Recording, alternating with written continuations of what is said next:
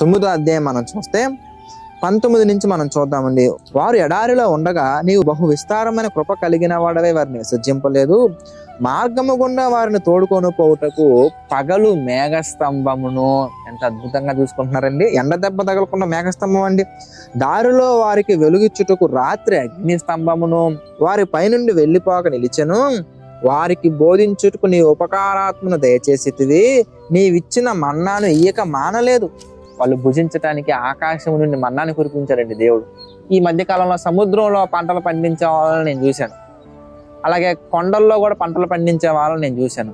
అలాగే మామూలుగా వర్షం లేనటువంటి ప్రాంతాల్లో బోర్లు వేసి కూడా మనం పంటలు పండిస్తున్నాము. డ్యామ్స్ కట్టుకొని భూమి మీద పంటలు పండించుకుంటున్నాం మనం. కానీ దేవుడు వాళ్ళకి పంటను పండించడం కాదులే కానీ, వాళ్ళు ఏమి వెతకపోయినా కానీ వాళ్ళని పోషించడానికి దేవుడు ఆకాశం నుండి మన్నాను కురిపించను.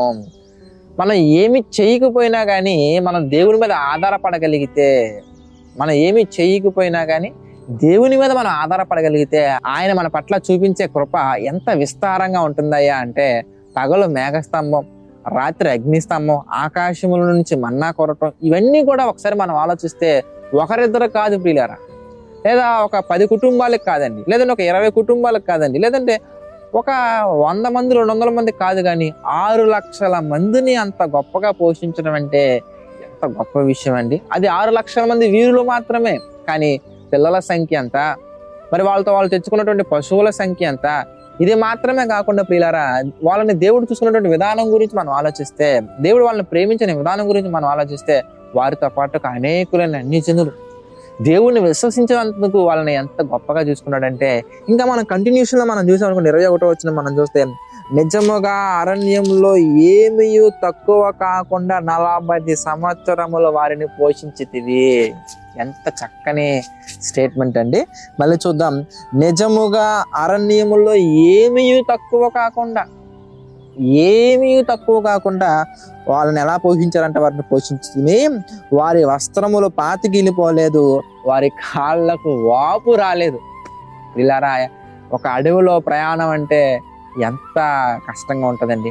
అంత కష్టమైన జర్నీ కూడా వాళ్ళకి ఎండ దెబ్బ తగలకుండా, వెన్నెల దెబ్బ తగలకుండా, వాళ్ళు వేసుకున్న బట్టలు కూడా పాతికిలిపోకుండా, వాళ్ళ కాళ్ళకు వాపు రాకుండా, ఆకాశములో నుంచే మన్నాన్ని కురిపించి పగలు మేఘస్తంభాన్ని, ఇవన్నీ కూడా ఒకసారి మనం ఆలోచిస్తే, దేవుడి మీద మనం ఉంచవలసినటువంటి ఫెయిత్, దశంభాగాల గురించి లేదంటే కానుకల గురించి ఆయన ఎక్కువ కోరుకోవట్లేదండి. ఆయన కావాల్సింది యథార్థమైనటువంటి నీ హృదయం కావాలి.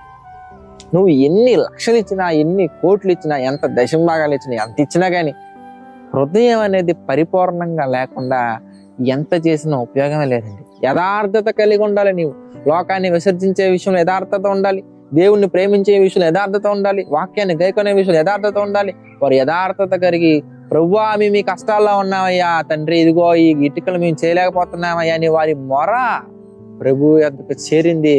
ప్రభు వాళ్ళని చూసుకునే విధానం ఎంత గొప్పగా ఉందో మనం ఆలోచిస్తే పిల్లారా, వాళ్ళని ఎడారిలోనైనా విడిచిపెట్టలేదంట.